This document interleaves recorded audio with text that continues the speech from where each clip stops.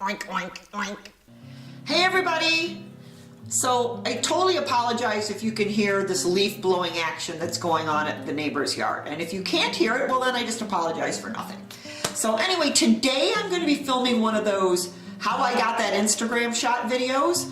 But I'm also going to make a tiny little video here because I am making Injera, which is an Ethiopian like flatbread. But this is really not Injera because I don't know, if you've ever seen me in any of your videos, you can probably tell that I am not Ethiopian.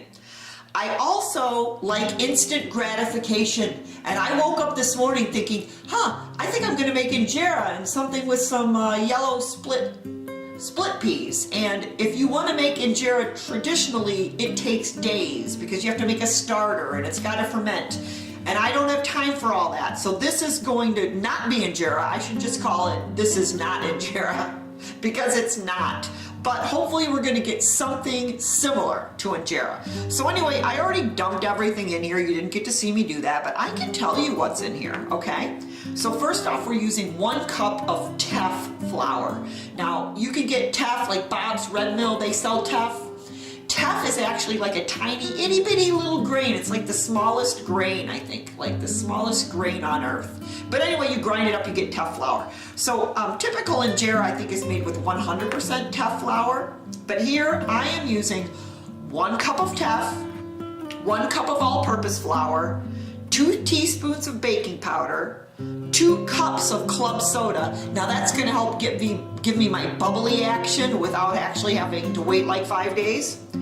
I got 3 tablespoons of white vinegar, and then 1/2 teaspoon of vegan lactic acid, which you could totally leave out. Just, I'm really going for that traditional sour flavor. So I used the white vinegar plus a little lactic acid, and then I just added some salt to taste. And I think, let me show you. I think this is about the right consistency. Okay? If I thought this was a little thick, if I had more club soda, I'd add it, but I don't. So you could just add water. Again, I'm just putting the club soda in to try to make it kind of the light, fluffy, bubbly. I'm always making up new words. Bubbly. Let's go make it bubbly. So anyway, so we're gonna cook this, and then we're gonna make a yellow split pea dish and hopefully get a nice Instagram shot. So anyway, let's make Americanized, down and dirty Injera. So let's give this a whirl. The first one, I made one already, and it came out a little thick, so I added a little more water to it. So this is the consistency I'm going with. Now, this is a pretty big pan, so I'm gonna go with a half a cup of batter. Here we go.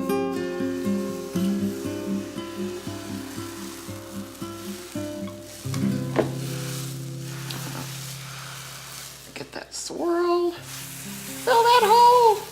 It didn't fill the hole. I'm gonna fill the hole manually. See how I did that? I filled the hole. Now this still looks a little thick, but let's see what we get, folks. Let's see. I think maybe my spreading technique could be a little bit better. We're gonna let this cook for like a minute, and then we're gonna cover it and let it cook for a minute.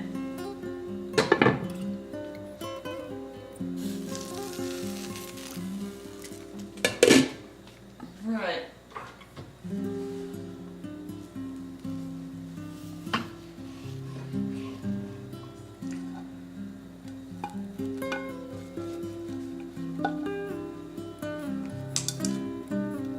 Let's see. I think it's going to be all right. I might have cooked the bottom a bit too much. Let's give another one a whirl. I'm not using any oil or anything. This is just a non-stick skillet. If I did them smaller, it might be easier. But who wants easier? Let's just pour this all in here. Swirl faster.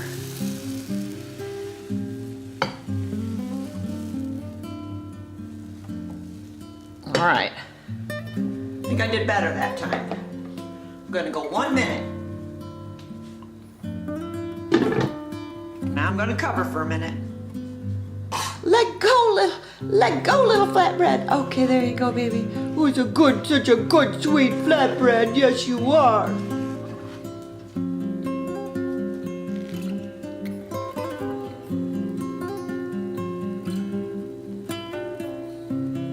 So just a tip. It's the hotter, when the pan was hotter, I think it seared the bottom too quickly, and that makes for less bubbles. So if the pan is a little bit cooler, then you get more bubbles. So yeah, hey, I got about 7 of these suckers out of that batch. This is about a plate size. I got 7 of them, and now I'm gonna see what I can do with them.